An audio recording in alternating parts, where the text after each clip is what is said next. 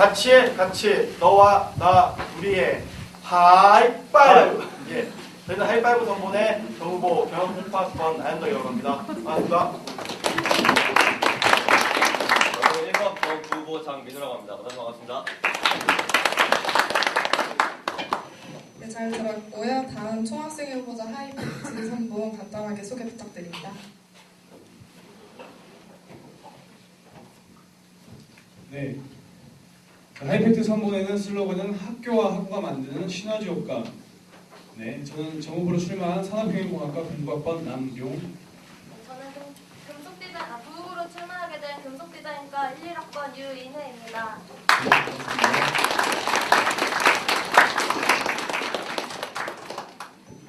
네, 언론사 소개는 앞서 했기 때문에 생략하도록 하겠습니다. 총학생회 후보자 공청회는 두 선본의 공통 질문 2개, 하이파이브 공개 질문 8개, 비공개 질문 5개로 진행되겠습니다. 하이팩트는 공개 질문 6개, 비공개 질문 4개로 진행되겠습니다. 총 여학생회와 마찬가지로 질문에 대한 답변은 모두 3분 이내로 해주셔야 되고요. 추가 질문에 대한 답변 역시 3분으로 제한하겠습니다. 그럼 공개 질문부터 시작하겠습니다. 질문 시작해주세요.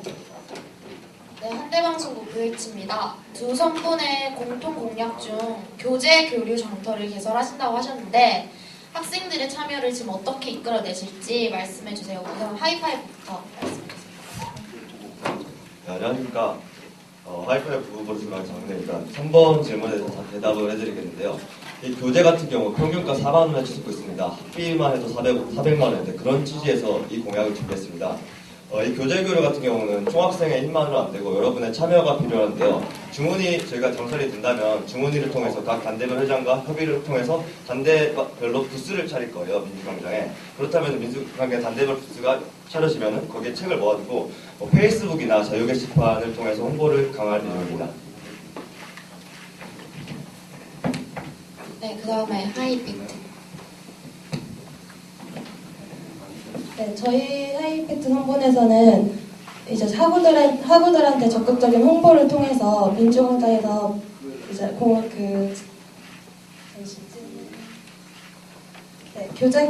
교재 교류 장터를 만들어서 학우들이 참여할 수 있도록 적극적인 홍보와 네트워크를 통한 SNS나 페이스북 이런 걸 통해서 많이 홍보를 할 예정입니다. 추가 질문 있으신가요?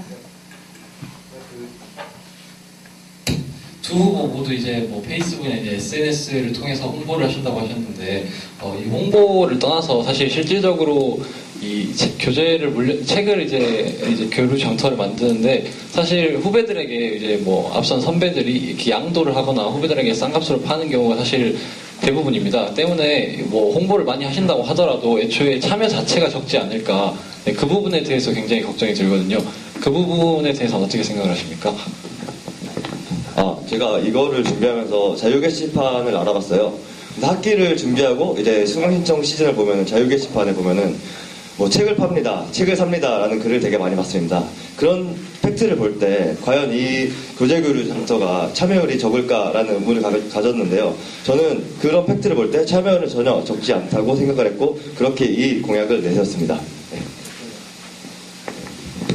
저도 주변에서 이제 교재 구매에 있어서 가격이 너무 비싸다 그런 이야기를 많이 들었습니다.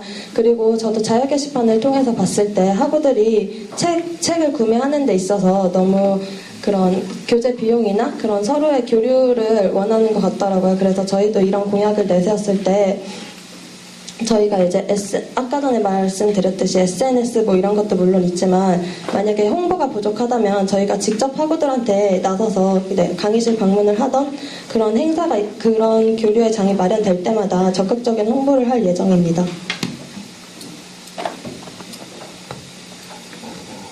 추가 질문 없으시면 다음 질문으로 넘어가겠습니다.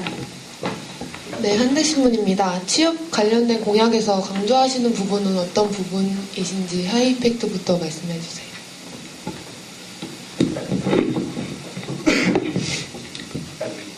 내년에 저희가 적극적으로 시행할 부분은 커리어 개발센터 프로그램이 있는데 거기서 적극적으로 참여한 횟수에 따라서 시험률이 극히 상승하는 것을 볼 수 있습니다. 근데 하지만 적극적인 홍보가 부족했기 때문에 직접 발로 뛰어난 사람들은 귀찮아하거나 꺼려하는 실정입니다. 그렇다 보니까 저희가 직접 발로 뛰거나 모든 정보 취약 지구가 없도록 모든 네트워크를 활용해서 홍보를 하도록 하겠습니다. 네, 하이파이브에서 말씀드리겠습니다. 일단 강조하는 부분은 두 가지입니다. 첫 번째는 취업 성공 공간 콘서트에 대한 확대입니다. 취업 성공 공간 콘서트는 저희 학교에 현실적으로 봤었을 때 취업 채용 박람회 같은 게 안 열리고 있습니다. 못 열리고 있는 게 맞는 표현이고요. 그렇기 때문에 취업에 성공하신 선배님들을 불러다가 어떻게 취업하셨는지에 대해서 직접 묻는 게 취업 성공 공간 콘서트인데 이게 2회째입니다. 그 2회째 오신 분들 봐보시면 40여 분의 기업체에서 오셨었는데 저희는 40여 분의 기업체뿐만 아니라 강소기업, 중소기업, B2B 기업 중에서도 괜찮은 기업들이 많은데 아직 안 오고 있는 게 사실입니다. 저희가 이름 알고 있는 대기업 위주로 오고 있는 게 사실이거든요. 그래서 저희가 대기업 위주의 그걸 떠나서 저희들이 충분히 취업을 해도 좋은 강소기업, 중소기업 등을 위주로 해서 더 확대할 예정이고 그리고 두 번째는 단대별 취업이 굉장히 열악합니다. 저희 경상대 같은 경우에는 경상대 내 커리어 센터가 따로 있고 경상대 내에서 취업 캠프를 경상대만을 위해서 따로 보내줍니다. 그런데 없는 단대들이 있고 특히 D대나 예체능대 같은 경우에는 없습니다. 취업률도 가장 낮게 돼 있기 때문에 학교로부터 약간의 불이익을 받고 있는 게 사실이고요. 그렇기 때문에 각 단대별 커리어 센터 개설이 1차적인 목적입니다. 그리고 각 단대 취업 특성에 맞게 취업 교육 같은 걸 받게 하고 싶습니다. 옆에 계신 하이팩트 부분께서 말씀하셨지만 커리어 센터 방문 횟수에 따라서 취업률이 많이 달라집니다. 3회 이상 방문하신 분들의 취업률은 50% 이상으로 굉장히 높습니다. 그렇기 때문에 커리어 센터에 대한 프로그램 개발, 각 단대별 프로그램 개발이 우선이라고 보기 때문에 저희는 이 두 가지를 취업에서 강조하고 있습니다.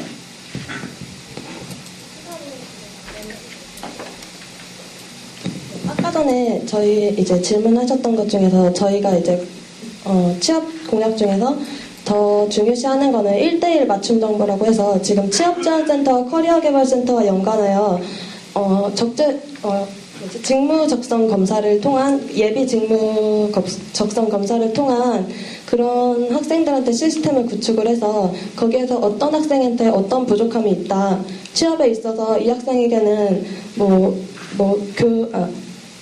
어학 점수가 부족하다면 어학 점수 이런 식으로 해서 학생들한테 1대1로 해서 적재적소 제공 팁을 제공하는 등 그런 것을 취업지원센터와 연계해서 진행할 예정입니다.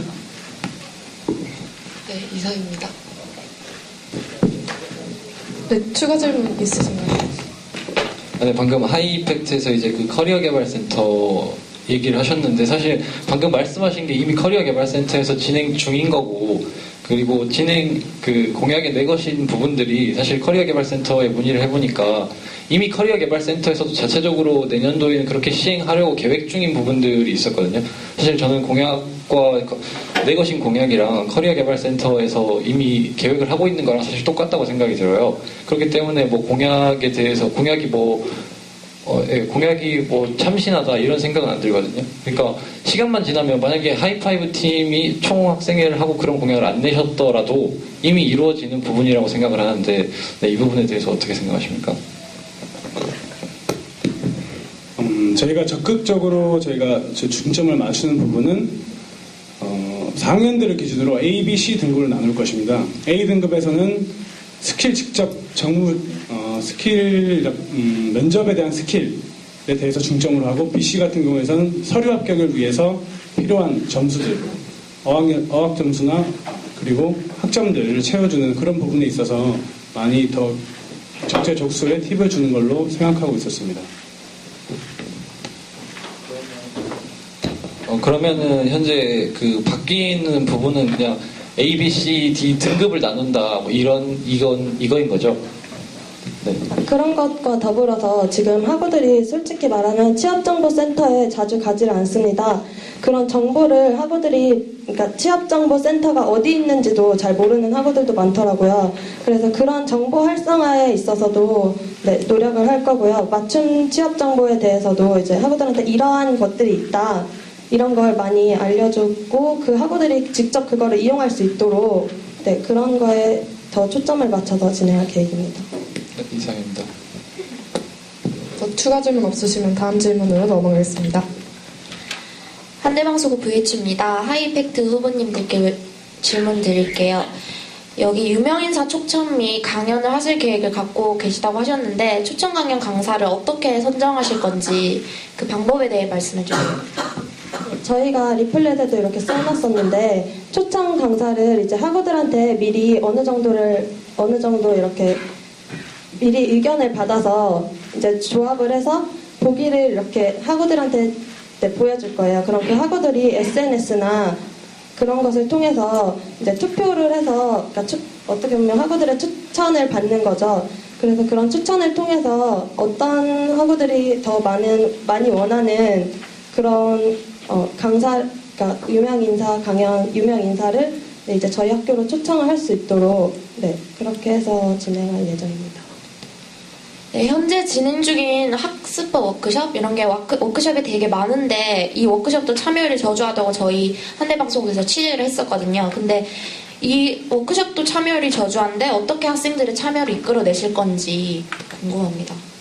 유명 인사를 이제 학우들한테 추천을 받았잖아요. 그래서 이제 그 학우들이 이제 원하는 그런 유명 인사를 이제 저희가 노력을 해서 불러와서 이제 그걸 강연을 하게 된다면 학우들이 조금은 더 자발적으로 참여를 할 수 있지 않을까 그런 생각도 있고 이제 그 부분에 이제 홍보 부분에 있어서는 저희가 더 노력을 해야 될 것 같다고 생각합니다. 네, 또 지금 일부 교양 수업 예를 들면 인문학 특강 같은 경우에는 유명인사를 초청해서 강연을 하는 수업이에요. 여기도 똑같이 학생들이 자발적으로 이 수업을 선택해서 하는 건데 왜 따로 예산을 들여서 또 유명인사 강연을 만들려고 하시는 건지 그 이유가 궁금합니다.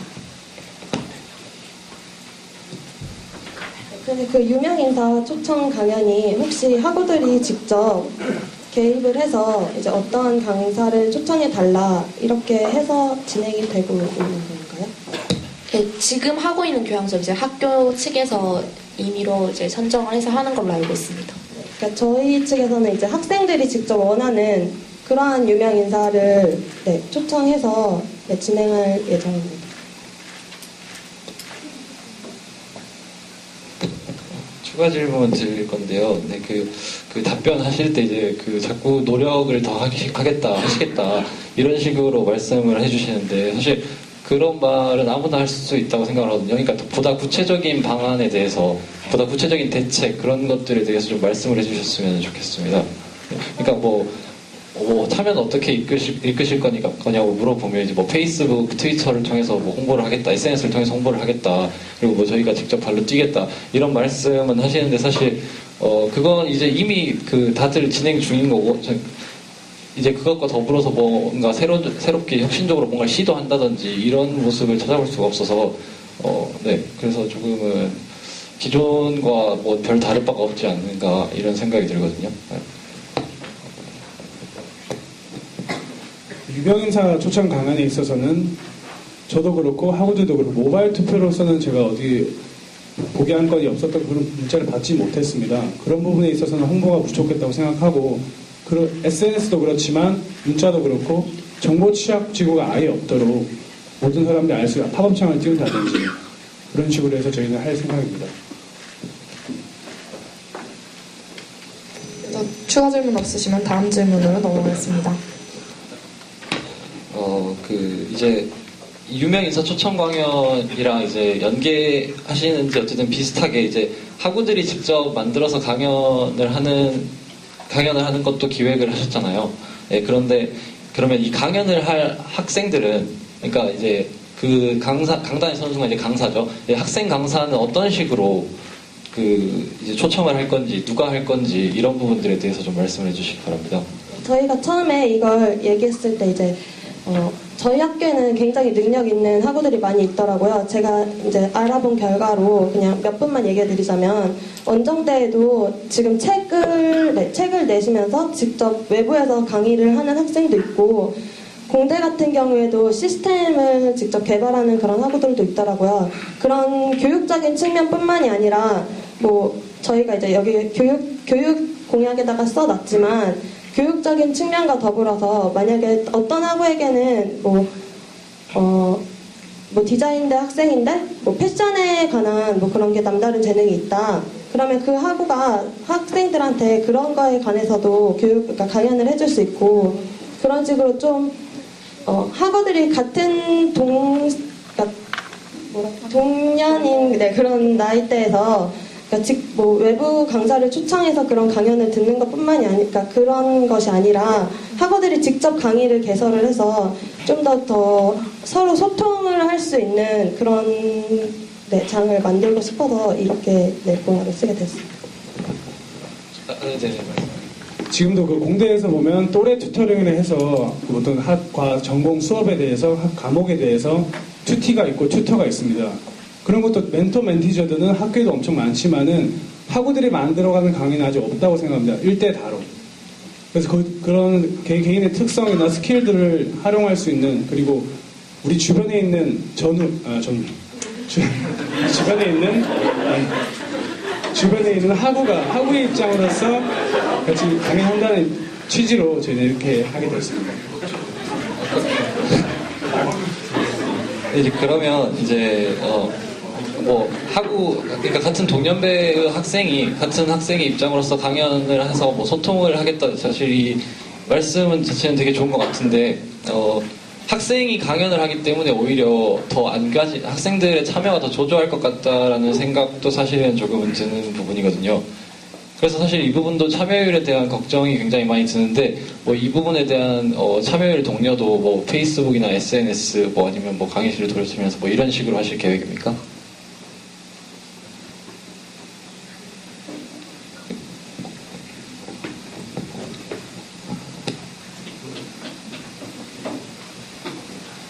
그러니까 어떻게 보면은 그 부분에 있어서는 저희가 그러니까 그 학생들의 참여를 1차원적으로 생각해서는 그러니까 무조건 저희가 홍보를 많이 해야 된다고 생각을 했었어요. 근데 이게 어떻게 보면은 저희가 계속 저희가 뭐 발로 뛰겠다, 노력하겠다 이렇게 얘기를 하는데 그러니까 좀 더 그런 방안은 조금 더 많이 생각을 해봐야 할 것 같습니다. 네, 다음 질문으로 넘어가겠습니다. 뷰이치입니다. 하이이펙트 후보님들께 질문 드릴게요. 우수학회 동아리를 지원해 주신다고 하셨는데 우수하다는 그런 선정 기준이 무엇인지 궁금합니다.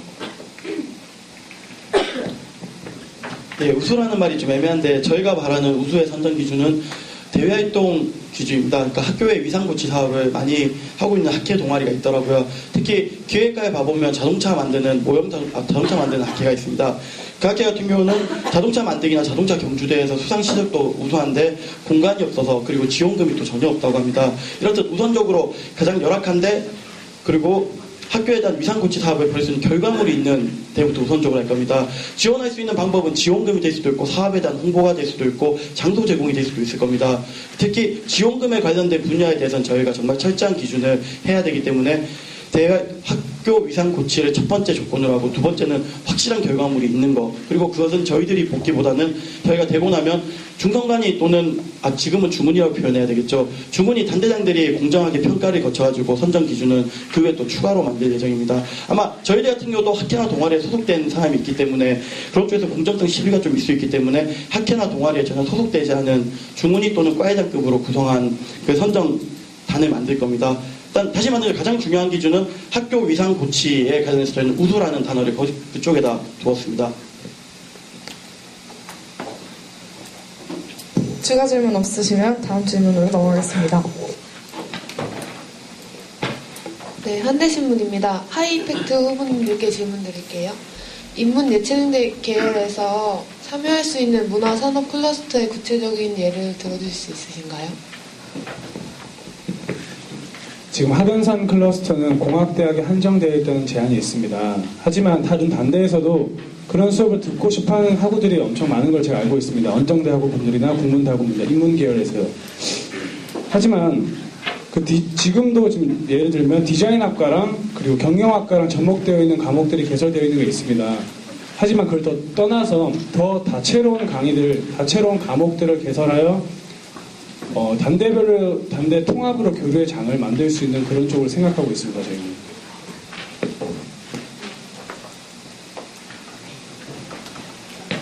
이상입니다. 네, 다음 질문으로 넘어가겠습니다. 네, 한대신문입니다. 하이파이브 한번 이렇게 여쭤보겠습니다. 아까 총여학생회 후보자들과 같이 학교 앞 상권 위생 및 서비스 상태 점검을 하신다고 하셨잖아요. 근데 그 부분에서 어떤 기준으로 모니터링을 하시는 어떤 기준으로 선발을 하실 것인지에 대해서 보건시와 안산시와 협의해서 하신다고 했는데 혹시 지금 협의된 사항이 있으신가요? 안산시 사동에 살고 있는 학생이고요. 우리 한양대학교도 안산시에 위치하고 있잖아요. 학교 사건 같은 경우는 안산시 상록구에 등록이 되어 있습니다. 안산시 식품위생과에 전화를 해봤더니 상록구청으로 연결을 해주더라고요. 이 같은 경우는 언제든 상시적으로 전화를 했을 때 안산시 상록구청에서 나와서 민원이 있다면 조사를 해줄 것으로 약속을 했습니다. 네. 근데 학교 앞에 있는 상권을 중점적으로 하신다고 하셨는데 학교 앞에 점포 개수가 몇 개인지 알고 계시나요? 예, 커피숍은 50여 개가 있고 음식점은 20여 개가 있는 걸로 알고 있습니다. 그리고 저희는 전수조사를 하겠다는 게 아닙니다. 특정 민원이 빗발치는 업소가 그건 아니군요. 예, 그런 식당이 있을 수 있습니다. 그런 데를 우선적으로 저희가 민원을 대신 넣어드리고 구청에 민원을 대신 넣어드리고 하는 식으로 할 겁니다. 예, 전수조사는 불가능한 거고 또 그런 불신을 초래할 수 있는 문제가 있기 때문에 그러진 않을 겁니다. 아까 앞서 말씀드린 거 교내에 있는 음식점도 같이 진행할 계획인가요? 교내에 있는 음식점은 물론 학교 앞에 있는 상권까지 포함을 하고 있습니다. 근데 제가 생각을 했을 때는 한양대학교 안에 있는 음식점이라면 학교 안에서 철저히 관리를 하고 있다고 믿는 게 먼저 맞고 학교를 신뢰하는 게 맞다고 보고 있습니다. 하지만 학생들이 불만이 있거나 학생들이 학교 안에 위생에 대해서 관심이 있거나 이렇다면 상록구청에 민원을 넣어서 식품위생과에서 협의를 해요. 조사를 할 예정입니다. 네. 답변을 좀 추가로 드려도 되겠습니까? 특히 교내에 있는 식당 같은 경우는 위생관리가 좀 잘 이루어지고 있습니다. 복지계에서 굉장히 철저하게 관리 감독하시고 계시고요. 그리고 저희들 학생식당 같은 경우에는 작년까지는 모니터링을 복지계에 협조하에 하였습니다. 하루에 한 끼 정도를 이렇게 공짜로 먹게 해줬었거든요. 그렇지만 지금은 올해는 그런 협의가 되지 못해가지고 못했었는데 일단은 교내 문제 같은 경우에는 교내에서 해결해야 되는 게 맞다고 봅니다. 식품위생 같은 데 신고를 통해서 교내에 있는 학생식당 같은 것을 하는 건 안 맞다고 보고 그건 학교 자체적으로 해결할 수 있고 저희들의 민원과 저희들의 요구로 충분히 해결 가능한 문제이기 때문에 저희들 스스로 학생의 스스로 할 수 있는 문제고 학교 바깥에 있는 상권 같은 경우 저희가 요구해도 안 되는 경우가 많습니다. 강제 시행 조치가 필요한 사안 같은 경우에는 구청의 민원을 통해서 행정적인 조치로 대응을 하겠습니다.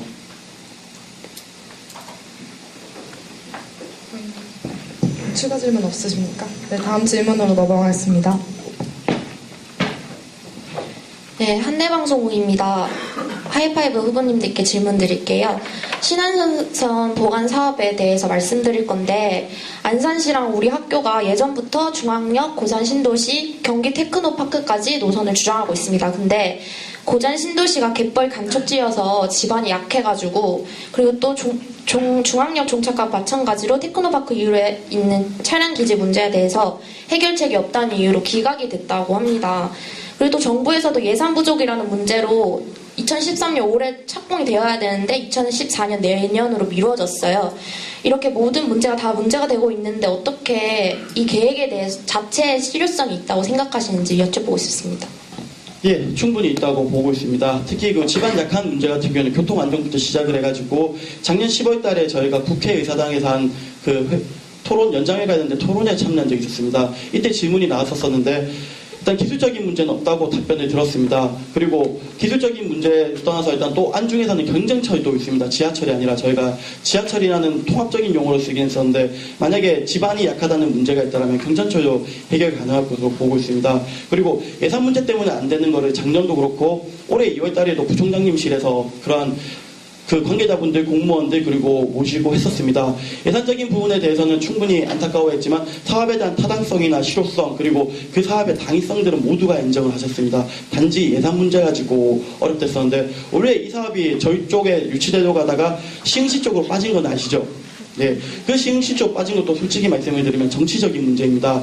자원을 끌어쓰고 자원을 확보하는 것은 정치적인 문제가 좀 있고 시와 또는 지자체 혹은 다른 국가 간의 중앙정부 간에 아마 파워게임이 벌어질 수도 있을 겁니다. 그런 파워게임이 벌어질 때 9,300 모든 학우에 그 동의 또는 그 염원이 합쳐진다면 그 실효성, 그 가능성은 더 높아진다고 생각합니다. 실효성이 없다고 저희는 주장을 하지 않으면 안 된다고 봅니다. 실효성이 없다라고 하면 오히려 그 가능성을 높이기 위해서 9,300하고의 힘을 더하는 게 더 낫지 않겠습니까? 지금 학교의 동문들 그리고 지역사회 내분의 국회의원들 안산시가 나서서 하고 있습니다. 그러한 사업에 9,300학우들의 힘이 더해진다면 그 가능성은 더 높아질 것입니다. 그렇다면 지금 1년 임기 안에 이 모든 사업에 대해서 이걸 이루어낼 수 있을 정도의 학교 측과 협의된 상황이 지금 있는지 궁금합니다. 예, 학교 측 이걸 밝혀야 할 수도 있는지 모르겠지만 학교 측은 이미 작년부터 학생 사회가 나서달라는 요구가 내부적으로 있었습니다. 학교 측은 저희가 나서서 9,300 학우분들의 그 동의를 이끌어내고 이게 또 보기에는 학교가 먼저 나서서 하기에는 약간 보기가 안 좋다고 합니다. 학우들 스스로가 하는 모습을 보여주는 게 가장 효과가 높다는 학교 측의 판단이 있었고 저희도 그 부분엔 동의를 하기 때문에 학우 여러분들께 이러한 사업이 있었다가 중앙대에 그쳤다가 다시 추진을 염원하고 있다는 걸 알리고 싶었습니다. 그렇기 때문에 1년 동안 한다는 건 무리입니다. 1년 동안 저희의 공약은 추진을 하겠다는 거지, 그러니까 보건사업에 대한 추진을 하겠다는 거지 보건사업을 버려가지고 올해 지하철을 유치하겠다는 게 아닙니다. 저희의 계획은 10개의 계단이 있다면 그중에서 단 한 계단 일단 우리 학우들한테 이러한 사업이 있었다는 걸 알아달라. 그리고 학우 여러분들께서의 노력으로 그 지하철의 실현 가능성이 높아질 수 있음을 알아달라. 이게 저희들의 공약의 취지입니다. 예, 올해 유치하겠다면 그건 저는 제가 대통령에 나가는 일이 돼야 가능하겠죠.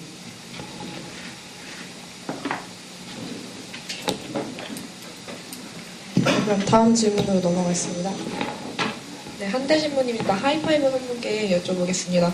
의료공제에 대해서 여쭤보려고 하는데요. 의료공제에 대한 예산을 혹시 얼마로 측정하고 계시고 또 그 예산은 어디서 가져오실 것인지 궁금합니다. 네, 일단 예산 같은 경우에는 측정은 솔직히 많으면 많을수록 좋습니다. 그렇지만 이 예산을 확보할 수 있는 방법에 따라서 예산은 정해져야겠죠.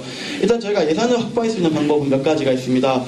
학교와의 협의 그리고 서울 캠퍼스와의 협의를 통해서 등록금액 중에서 5,000원 또는 만원을 강제로 납부하는 방법이 하나 있습니다. 만원씩이라고 예상했을 경우에는 25,000 학우가 있습니다. 2억 5천 정도의 예산이 확보되는 거고 또 학생회비는 9,000원에 납부하시는 건 아시죠? 이 학생회비를 납부하시는 학우분들 중에서 학생회비의 인상이 어쩌면 초래될 수도 있겠지만 그 중에서 500원 또는 1,000원 정도의 그 금액을 적립한 다음에 이럴 경우에는 학생회비를 납부하신 분들에 대해서만 그 혜택이 가야 되겠지만은 저희가 예상하고 있는 액수는 그렇게 따지만 2억 이상의 금액이 필요하다고 보고 있고 학교 측과의 협의, 서울 캠퍼스 총학생회 협의를 통해서 일단은 2억 이상은 확보할 생각입니다. 그리고 관리 방안은 이건 학생들이 관리하면 안 됩니다. 이러한 협의, 지금 보험 때문에 교내에서 상해를 당하실 경우에는 5만 원이 넘는 금액에 대해서는 5만 원 이하를 공제한 다음에 보험 처리를 받을 수 있고 최대 1,000만 원 정도의 보험 처리를 받을 수 있습니다.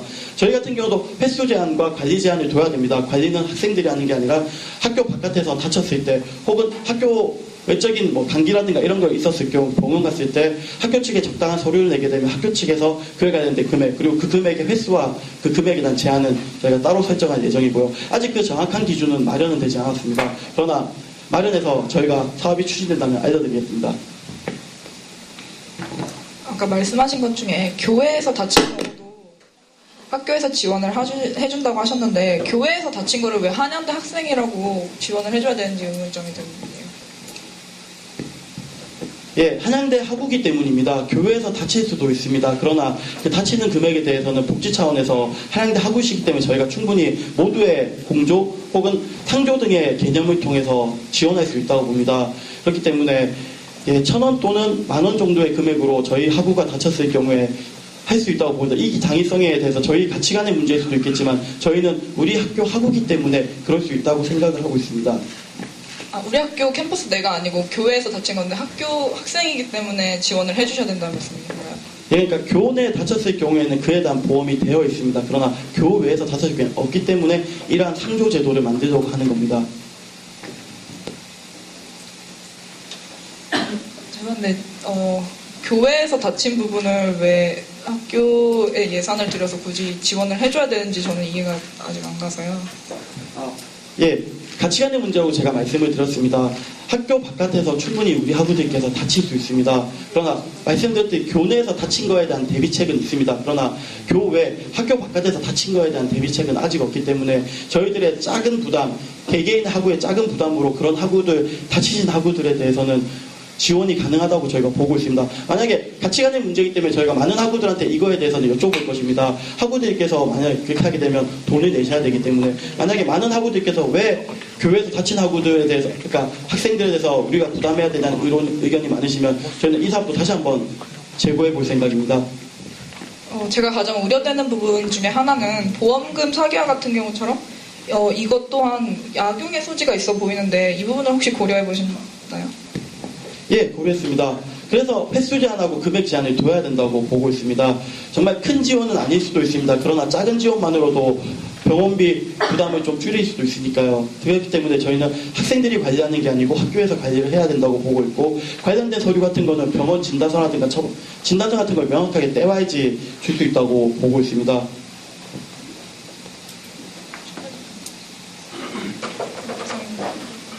추가 질문 없으시면 비공개 질문으로 넘어가겠습니다.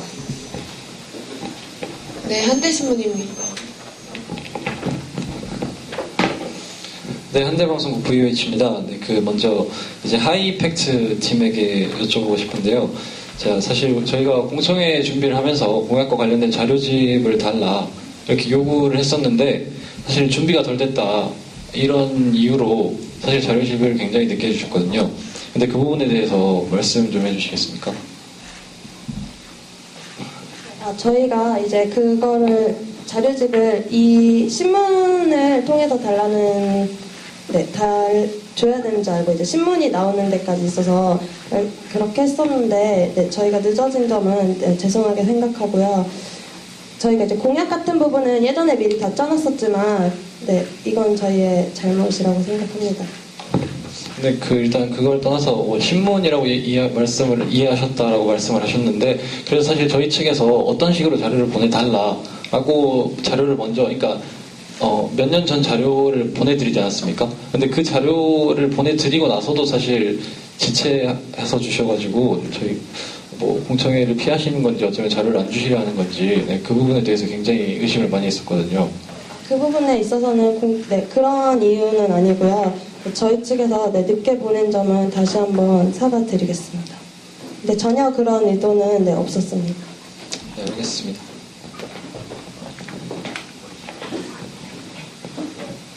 네, 한대신부입니다. 하이팩트 선봉께 질문하겠습니다. 웰빙 파크를 조성하신다고 하셨는데 지금 현재 대운동장 낙후가 더 문제점이 아닌가요?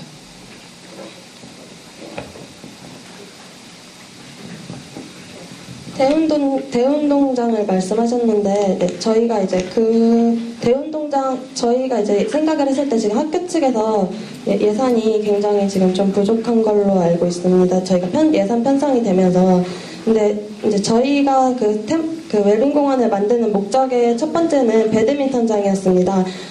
우리 학교는 넓은 부지가 많이 있지만 학우들이 배드민턴 코트가 따로 이렇게 있지는 않더라고요. 그래서 그 부분에 있어서 배드민턴장을 이제 설치를 할 곳을 찾아보다가 이제 그 학교 기숙사 앞 그쪽을 이제 선택을 하게 되었습니다. 그 부분에 있어서 대운동장의 낙후에 관한 거는 저희가 먼저 미처 그 부분에 있어서는 생각을 못했었고요. 그러니까 그 기숙사 앞에 있는 배드민턴장을 위주로 먼저 생각을 했었기 때문에 추가 답변 드리겠습니다. 테니스장 옆에 이제 풋살장이 새로 생기다 보니까 이제 일생활관 앞에 있는 그 전면 부지가 많이 활용되지 않고 있습니다. 그래서 어쩔 때 보면 잔디만 무성할 때가 많습니다. 그런 이제 잉여 부지라고 하면은 잉여 부지를 좀 더 어떻게 보면 리모델링을 통해서 학우들에게 이제 체육 시설이 부족한 부분이 있는데 거기에 대해서 저희가 채우고 싶어서 저희가 배드민턴장을 생각했습니다. 네, 이상입니다. 다음 질문으로 넘어가겠습니다. 네, 하이파이브 팀에게 여쭙겠습니다. 네, 외국어 인증 대책 프로그램 하신다 하셨는데 외국어 인증이 안 돼서 졸업을 못하는 학우가 한 학기에 혹은 1년에 얼마나 되는지 그 학우분들에 대한 조사는 해보셨는지 이런 점 예, 5% 정도 있다고 하십니다. 저희가 문의해봤고요.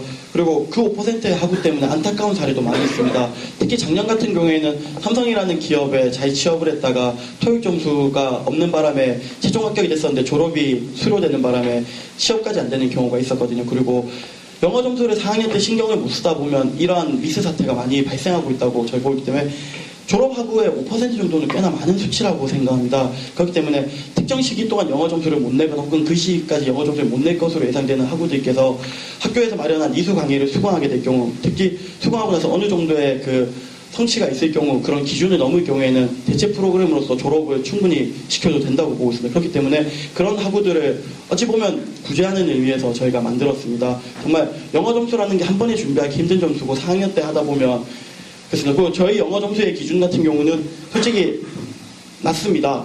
예, 공대 같은 경우는 저희가 500점, 600점대로 알고 있고 저희 경영 같은 경우도 680점대입니다. 그렇기 때문에 실효성은 없다고 보고 있는데 이 실효성이 없는 영어 점수 때문에 실효성은 없다 하더라도 졸업이 못하시는 학우들이 발생하고 있기 때문에 차라리 실효성이 없다라면 대체 교육으로서 충분히 대체 가능하고 학교에서 그 기준만 명확하게 정해준다면 졸업 요건으로서 충분히 가능하다고 보기 때문에 공약으로 삽입을 하였습니다. 그러면 그 대체 프로그램에 대해서 구체적인 계획은 있는지 계획 여부에 대해서 좀 묻겠습니다.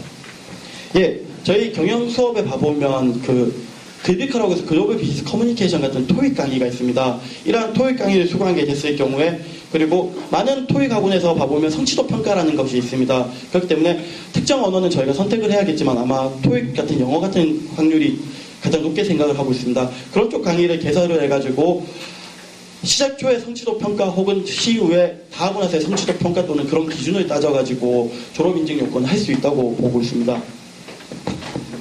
만약에 프로그램이 만들어지면 이제 담당 교수님도 계실 테고 아니 담당 부서가 생길 텐데 그 부분들에 대해서는 어떻게 정할 것인지 부분이거든요. 예, 영어교육위원회가 있습니다. 그쪽 도움을 얻던가 아니면 저희가 학교의 국제학원에 봐보면 토익센터가 있습니다. 그쪽 부분하고 연계를 해가지고 할 수 있을 것이라고 생각합니다. 그러면 이제 그 토익 이제 외국어 점수 이런 점수들이 취업에 도움이 되다 보니까 아무래도 학교 측에서는 졸업을 하기 위해서 어느 정도 점수를 따놓고 나중에 취업에도 도움이 되니까 이제 그 졸업 기준에다가 영어 점수를 넣어놓은 것인데 이 부분 만약에 대체 프로그램을 만든다고 하면 학교 측에서 이 부분에 동의를 할지에 대한 게 굉장히 의문이거든요. 그 부분은 어떻게 생각하시는지? 예, 아까도 말씀드렸듯이 그게 취업에 도움되기에는 너무나 작다는 표현보다 약간은 기준에 못 미치는 점수라고 보고 있습니다. 차라리 실효성이 없는 그런 제도 때문에 졸업을 못하시는 학우를 발생시키는 것보다는 차라리 대체 프로그램을 만드는 게 낫다고 보고 있습니다. 그렇다고 해서 저희가 그 실효성을 높이기 위해서 점수를 인문계는 900점대, 공대는 700점대 이상을 높이라고 요구하는 것은 또 더 많은 학우들에 대한 피해를 양산할 것이기 때문에 그러면 안 된다고 보고 있습니다. 취업에 영어가 필요하신 학우들은 그런 영어 점수를 얻었습니다. 그러나 미처 생각을 못했거나 취업에 영어가 필요 없는 학우들도 강제로 해야 되는 단점이 있습니다. 그렇기 때문에 그런 학우들을 위해서 대체 프로그램은 필요하다고 봅니다. 네, 이상입니다. 추가 질문 없으시면 다음 질문으로 넘어가겠습니다. 다음 이제 하이팩트 팀에게 여쭙겠는데요. 인조이 캠퍼스 라이프 인앤아웃 이 책자 발행, 이거 책자 발행 하신다 했는데 사실 책자 발행을 통해서 알릴 수 있는 내용들이 굳이 책자를 발행하지 않더라도 자주 말씀하신 SNS를 통해서 충분히 홍보가 가능한데 굳이 책자를 만들 필요가 있는가에 대해서 굉장히 의문입니다.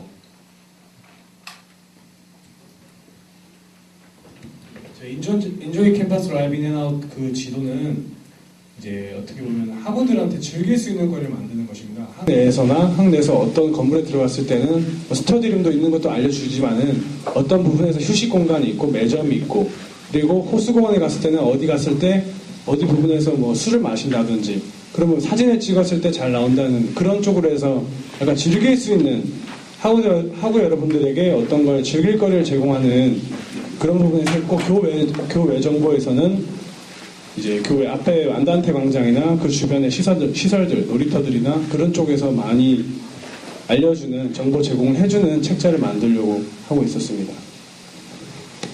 사실 현재 휴학콕이라든지 우리 학교 앞 이런 게 사실 접근성이 더 좋지 않나요? 이미 뭐 하이에리카, 뭐 이런 한양저널 이런 거 있는데 사실 학생들 잘 안 보잖아요. 네. 우리 학교 앞에 대해서 좀 전에 말씀해 주셨는데 우리 학교 앞이 제가 이번에 알기로 총학생회와 같이 함께 했다고 들었습니다. 그래서 총학생회 내에서도 이제 그런 홍보를 많이 해줬었는데 그것 때문에 이제 학우들이 그 우리 학교 앞이란 책자를 통해서 학교 앞 상권에 대해서도 많은 정보를 얻게 되고 이제 어떻게 보면은 학우들이 몰랐던 정보를 얻게 된 것처럼 저희가 이제 아까 말했듯이 제가 디자인대 학생이지만 저는 언정대 스터디룸이 어디 있는지 모르고 언정대 그러니까 타 단대를 잘 가지 않으니까 그런 정보를 모릅니다. 그래서 저희가 말했던 게 스터디룸과 뭐 다른 단대에는 어떤 것이 있고 뭐 그런 것도 실험과 그러니까 그런 것도 책자에 발행함과 더불어서 이제 학교 내에서 아까 전에 말씀해 주셨듯이 그러니까 좀 학내에서 어디를 가면 어떤 것을 할 수 있고 뭐 수요문화제나 뭐 안단테 광장에서 뭐 안단테 프로젝트를 한다 이러면 그건 안단테 광장에서 이런 행사를 하고 민주광장에서는 어떤 행사가 있고 이런 거를 학우들한테 좀 더 이렇게 책자로 발행을 해서 드린다면 그러니까 학생회 측에서 이제 아까 말했듯이 이렇게 홍보와 그런 걸 더 적극적으로 해서 학우들한테 그런 책자를 발행해 준다면 좀 더 접근성이 좀 더 좋지 않을까 싶어서 네, 이렇게 생각을 하게 되었습니다. 네, 이상입니다.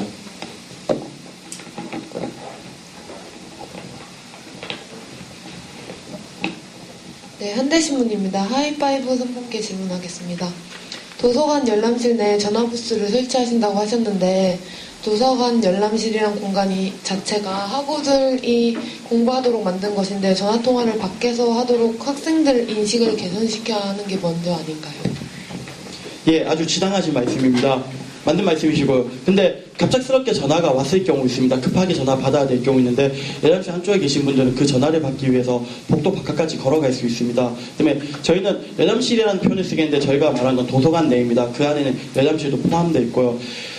전화부스는 방음부스를 말하는 겁니다. 급할 때 네모 상자 안에 들어가면 외부와의 그 소음이 단절되기 때문에 사적인 통화도 할 수 있고 바깥에 있는 학우분들 같은 경우에도 그 소리가 안 들릴 수 있는 그겁니다. 그러나 정말 길게 통화해야 될 분들이 계시면 바깥으로 나가실 겁니다. 저희가 원하는 거는 정말 급하게 짧게 통화하는 전화가 걸려왔을 때 그 방음부스를 이용하시라는 거고 또 방음부스는 열람실 내뿐만 아니라 보통 전화 통화하실 때 로비를 왔다 갔다 하시면서 많이 하세요. 근데 도서관 자체가 조용한 공간이기 때문에 그 소리조차도 방해가 될 수 있고 또 사적인 통화이기 때문에 그 소리가 들릴 염려도 있습니다. 그렇기 때문에 도서관 행정팀 또는 지금 도서관 자유위원회라고 있습니다. 그 도서관 자유위원회하고 지금 얘기가 어느 정도 끝났는데 열람실 내에 설치도 그쪽에서는 좀 원하시고 계시더라고요. 그렇기 때문에 열람실 내에 공간이 있다면 열람실 내 그리고 바깥 로비 쪽에도 시범적으로 일단 우선 설치를 하겠습니다.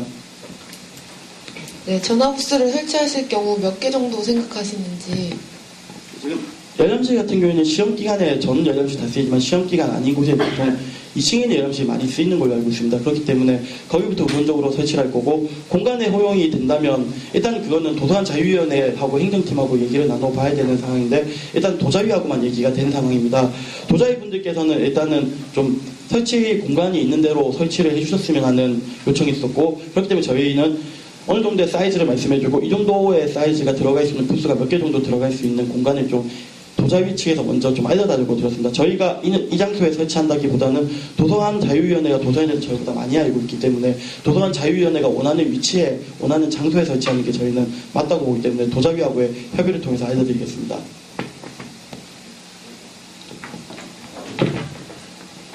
네, 이제 그 전화 부스를 이제 설치하게 되면 뭐 급한 전화만 뭐 전화 부스 안에서 받고 뭐 이제 긴 통화를 하게 될 사람은 밖으로 나가서 하셔야 되겠다라는 말씀하셨는데 사실 이게 관리가 잘 안 되면 이제 그냥 통화 부스 안에서 10분이고 20분이고 계속 서서 통화하실 수도 있거든요. 그 관리를 하실 때는 어떻게 하실 건지. 네. 예, 솔직히 말씀드리면 관리할 수 없습니다. 그렇지만 그 안에 안내 문구나 이런 걸 통해서 어느 정도의 캠페인은 가능하다고 보고 있습니다. 전화부스를 10분 이상 썼다고 저희가 벌점을 줄 수는 없는 상황이지 않겠습니까? 그렇기 때문에 긴 통화 같은 게 좀 나가서 해달라는 안내 문구 같은 걸 드릴 수 있고 또 전화부스 자체가 방음이 되어 있고 또 그쪽에 있는 완전 투명으로 하지 않는다면 어느 정도의 전화 통화하는 것 때문에 바깥 분들 열람실에서 공부하고 계신 분들한테 피해가 가거나 그러진 않을 것 같습니다. 확실히 저희가 할 수 있는 건 인식 개선을 통해서 활용을 해달라 정도밖에 현재는 없는 상황입니다.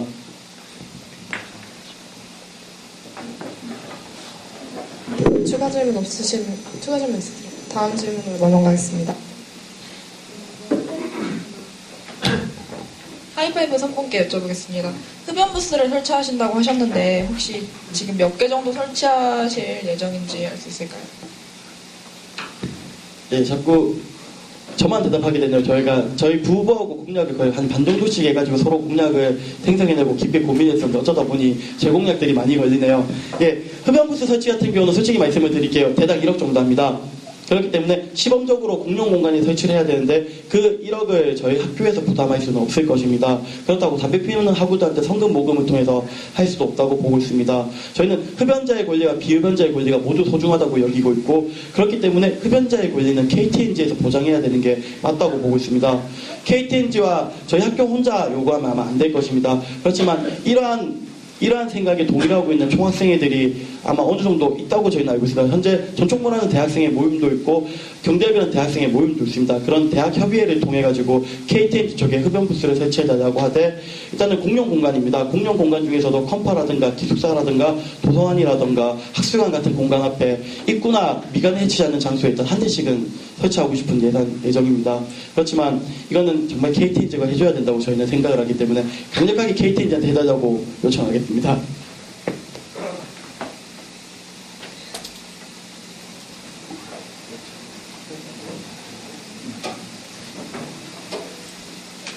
흡연 부스를 설치하는 게 혹시 흡연자들에 대한 역차별이라고 생각 안 해보셨나요? 만약에 학교 돈을 들여서 했다면 그 역차별이 될 수 있을 것 같습니다. 그러나 저희 같은 경우는 자금 예상 방안을 다른 대학들 모임에서 그 공통성이 좀 있었습니다. 그런 흡연 부스에 대한 필요성은 다른 대학 총학들도 느끼고 있었고 이 방법을 어떻게 해결할까에 대한 고민을 서로 하다 보니까 담배를 직접 팔고 있는 KTNG라든가 담배 업체 쪽에서 하는 게 가장 맞다고 보고 그렇게 생각이 모아졌습니다. 역차별이라고 말씀하셨었는데 역차별은 아닌 것 같습니다. 흡연자의 권리도 무척 중요하고 그렇기 때문에 저희가 비흡연자의 돈까지 끌어서 하게 되면 역차별은 될 수 있지만 흡연자들을 위해서 흡연자를 위한 회사가 판매하는 건 역차별에는 해당이 안 된다고 생각을 합니다. 그럼 혹시 KTNG와의 그 성사가 안 된다면 이 공약 자체가 무너질 수 있는 위험이 있잖아요. 예, 맞습니다. 그렇지만 공약의 의미는 무조건 실현 가능한 게 공약이 되는 게 첫 번째 가치입니다. 그러나 정말 학교에 이게 바꿔보고 싶어서 이걸 하고 싶어서 하는 것도 공약이라고 보고 있습니다. 그거를 성심성의껏 실현해보고 안 된다고 하면 그 공약에 대해서는 사과를 드리는 게 맞지만 저희가 파퓰리즘이라든가 아예 시도조차 안 할 공약인데 인기가 좋을 공약에서 넣거나 그러진 않습니다. 공약의 의미는 두 가지로 저희는 생각하고 있습니다. 말 그대로 실현 가능한 공약, 저희가 검증을 거쳤고 이미 어느 정도에 되는 실현 가능한 공약과 실현은 당장 불확실하겠지만 정말 이건 바꿔보고 싶어서 이건 해보고 싶어서 하는 것도 저희는 공약이라고 보고 있습니다. 그렇기 때문에 저희는 넣었습니다. 그리고 대학교들이 많아진다면 KTNG도 결코 무시할 수 없을 거라고 생각합니다.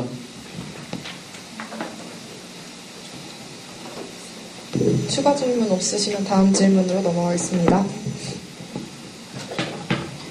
하늘방송국입니다. 하이팩트 후보님들께 질문 드리겠습니다. 측정 기간에 기숙사분 24시간을 완전 개폐하신다고 하셨는데 기숙사 보안 요원 등 기숙사 보안 문제는 어떻게 해결하실 건지 듣고 싶습니다.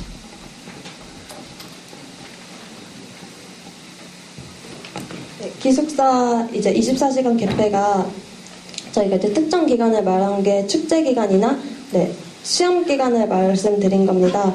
네, 근데 그거를 기숙사에서 일하시는 분들도 굉장히 원하시더라고요. 그러니까 저희가 이제 그 공약을 내걸었을 때 일하시는 분들이 말씀하신 게 제발 이거 좀 꼭 해달라고 그렇게 말씀을 하시더라고요. 그러니까 시험 기간에 저 같은 경우는 이제 디자인대 학생인데 저희 같은 경우는 야작을 굉장히 많이 합니다. 그러고서 이제 야작이 끝났을 때 물론 뭐 기숙사에 뭐 음주 때문에 늦게 들어가는 학우들도 있겠지만 야작이나 시험 기간 같을 때는 그런 그 개폐를 좀 해줘야 된다고 생각을 합니다. 그때마다 기숙사 아저씨들을 막 깨워서 문을 열 수도 없는 실정이고 그렇기 때문에 그 특정 기간만큼은 학우들이 좀 더 그런 방안이 필요하다고 생각을 해서 그렇게 결정하게 되었습니다. 네, 추가 질문 드리겠습니다. 내년에 16주로 수업 시수가 복구가 되는데 학교의 방침에서는 중간고사 기간이 없다고 말씀을 하시더라고요. 근데 지금 최대 중간고사 기간이 올해도 2달 정도 됐어요. 근데 9월, 10월, 11월, 12월까지 보통 4개월 동안 기숙사를 살게 되는데 그럼 그거에 반틈인 2달 동안 완전 24시간 개폐를 하신다는 말씀이신지 궁금합니다. 그 2달 동안 모두 다 24시간 개폐를 말씀드린 건 아니고요. 근데 저희가 이제 특정 기간이라고 했던 건 이제 시험 어떻게 보면 중간고사가 가장 많은 그 주가 있습니다. 그 주를 선정을 해서 그때마다 그렇게 개폐를 하는 방안을 생각하고 있습니다. 2달 동안 개폐를 할 수는 없다고 생각을 합니다. 그러면 이제 그 본인 시간표상의 문제로 인해서 이제 뭐 기숙사가 24시간 개방일 때 시험 기간이 아닌 학우 여러분들께서는 뭐 그 부분들까지는 어떻게 그 혜택을 못 받는다 이 말씀이신 거죠?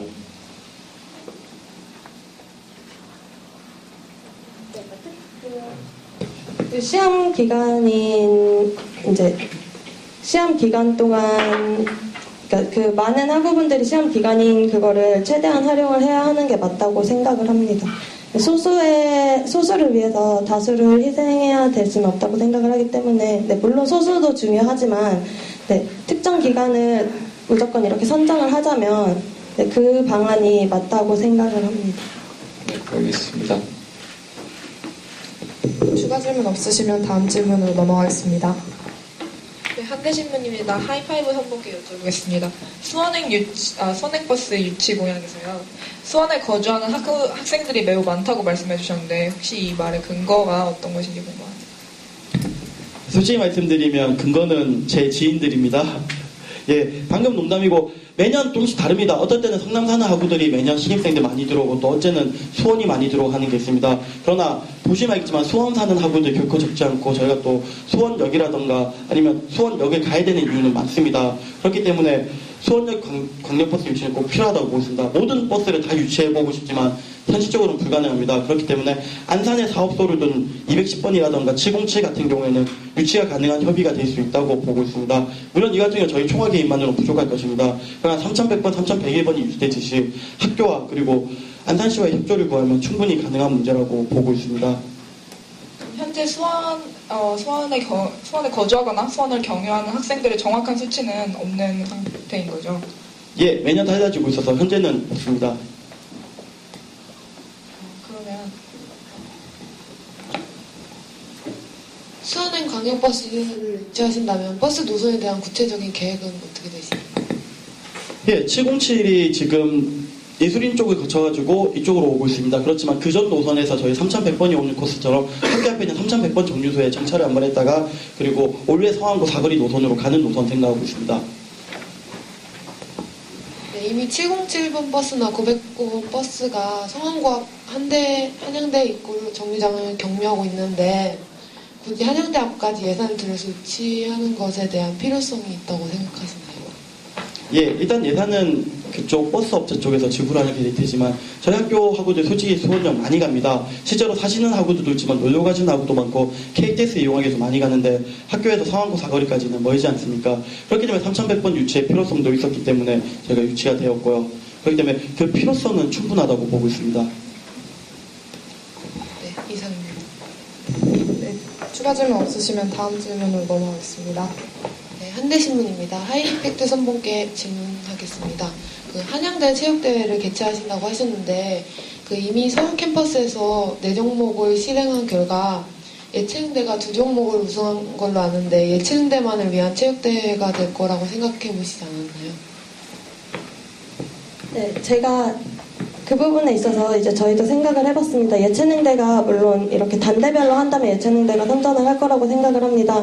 그렇기 때문에 공대는 공대, 그리고 디자인대랑 예체능대 뭐 이런 식으로 단대 인원수를 맞춰서 묶어서 해서 단대끼리도 좀 어떻게 보면은 소통을 할 수 있고 단대끼리 좀 더 친목을 다질 수 있는 그런 장을 마련해 보고 싶어서 이렇게 만들게 되었습니다. 네, 그럼 각 단과대학 참여는 어떻게 이끌어내실 건지? 네, 지금 단대별로 체육대회가 이루어지는 걸로 알고 있습니다. 그게 이제 단대 학생회장, 그러니까 저희 어떻게 보면 내년에 중훈위를 하실 분들이겠죠. 그런 중훈위 분들과 이제 학생회를 통해서 그렇게 사람들의 협조를 구할 예정입니다.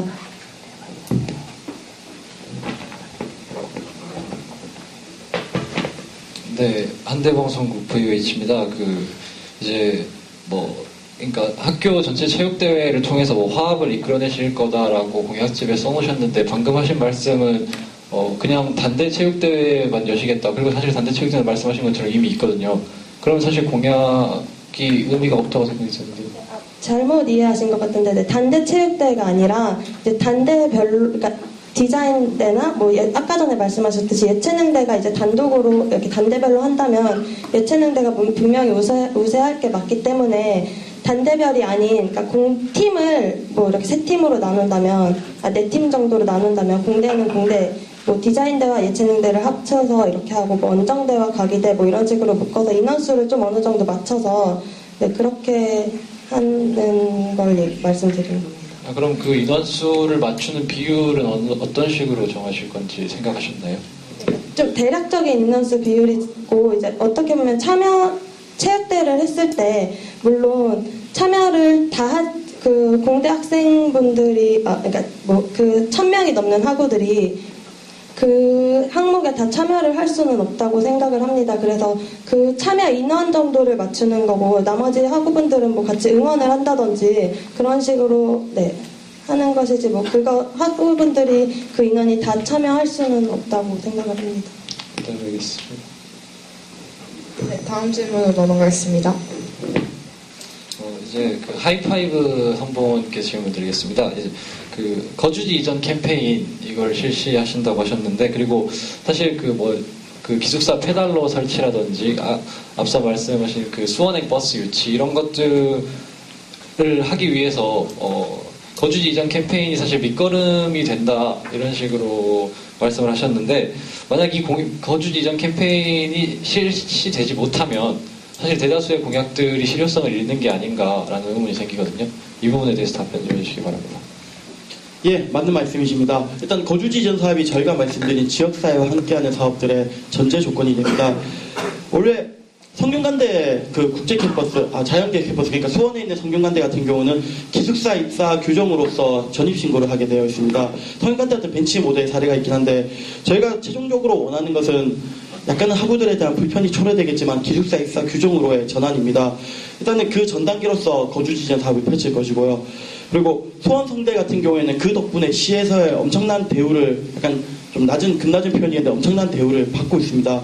이미 설례가 있기 때문에 저희도 안산시에 대한 대우를 높이기 위해서, 그 위상을 높이기 위해서는 거주지 이전 사업으로 전환이 돼야 된다고 보고 있습니다. 지금은 거주지 이전 캠페인선에서 멈추고 있는데, 만약에 저희가 거주지 이전 캠페인을 통해서 학교 앞에 사시는 분들에 대해서 거주지 이전 사업이 완료되고, 그리고 기숙사 전입신고 제도를 통해서 그 사업이 완료된다면 시에서는 저희의 입지가 엄청나게 높아집니다. 그렇게 되면 적어도 페달도라든가 수원행 버스 같은 거 유치는 한결 쉬워질 것이고, 학교에서 행정적으로 필요한 요소들, 그렇지만 시에서 풀어주지 않아서 학교 앞에 있는 한담역에 있는 셔틀콕의 안내 표지판을 크게 키우는 것도 지금 시에서 허락을 안 해주고 있습니다. 그렇기 때문에 나와서 작은 표지판이 있는 거고요. 그러한 문제들, 행정적인 문제들이 해결될 것이라고 보고 있습니다. 이미 성대 벤치마킹 사례가 있기 때문에 그에 대해서는 어느 정도 실효성은 있다고 보여지고 있습니다. 그러면 사실 학생들 입장에서는 거주지 이전 캠페인 사실 종이 한 장 쓰는 거긴 한데 사실 학생들 입장에서 귀찮거든요. 그렇다면 학생들이 거주지 이전 캠페인에 참여를 잘 안 할 텐데 이 부분에 대해서는 어떻게 생각하십니까? 예, 참여 많이 안 하실 겁니다. 특히 올해 처음으로 거주지 이전 캠페인 했었는데 참여율이 정말 적었었거든요. 그렇지만 그 사업을 이끌어내기 위해서 저희는 솔직히 말씀드리면 학교에서 하다 보니까 현수막 하나 달랑 걸었습니다.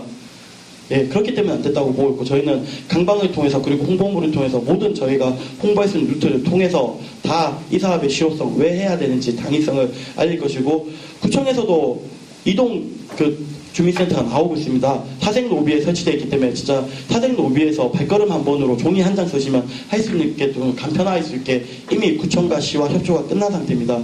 그렇기 때문에 예, 좀 더 학우분들께서 로비로의 발걸음은 좀 필요하시겠지만 예, 그렇게 불편하시지 않을 거라고 보고 있습니다.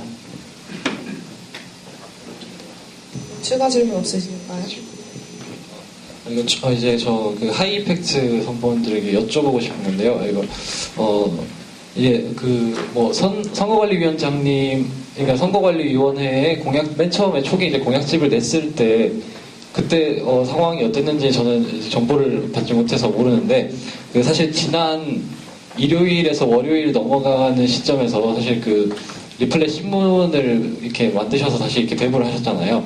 근데 사실 그 공약 중에 사실 그 세부 공약이라고 써진 사안들이 사실 하이파이브 팀들이랑 겹치는 게 있더라고요. 그래서 그걸 일부러 뭐 세부 공약이라서 나중에 그냥 배부를 하신 건지 그게 아니라면 뭐 하이파이브 팀의 공약을 이렇게 따오신 것인지 사실 그 부분에 대해서 굉장히 의문이 많이 들었습니다. 그 부분에 있어서는 절대 아니라고 말씀드릴 수 있습니다. 저희가 이제 공약 초안을 처음에 선본 합의를 할 때 제출을 합니다. 그때 다 포함이 되어 있었던 거고, 저희가 이제 이거를 미리 다 정해서 써놨었지만 저희는 이제 메인 공약을 주로 먼저 하고, 나중에 이제 학우들한테 이 신문 자료집을 통해서 2차 때 이제 좀 더 많은 걸 알리기 위해서 이제 그렇게 했던 건데, 그런 오해의 소지가 있었다면, 네, 그거는 절대 아니라고 말씀드릴 수 있습니다. 네, 알겠습니다.